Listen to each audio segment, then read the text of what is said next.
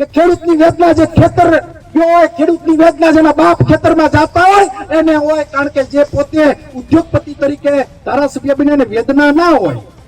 એ ભાઈએ આજે શું કર્યું? મને એમ હતું કે સુધરી ગયા છે, પણ નથી સુધર્યા. તમને સંભળાવું, હવે તમે જ નિર્ણય લેજો. એ ભાઈએ આવેલા મારી સભામાં, ખેડૂત સભામાં આવેલા વ્યક્તિને શું કીધું એ સાંભળો.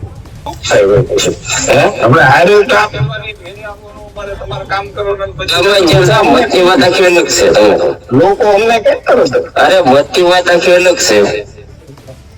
લોકો કે તમને ફોન કર્યા છે એટલે તો બેડા ઉભી બેન તરત જ. હા, પણ એ કોને ફોન કર્યા એ મને ખબર છે. ના, તમારા ગામ વાળું તો કોઈ છે નહીં મારી પાસે. બધા કેવું હોય મહેશભાઈ, મતની વાત આખી અલગ છે.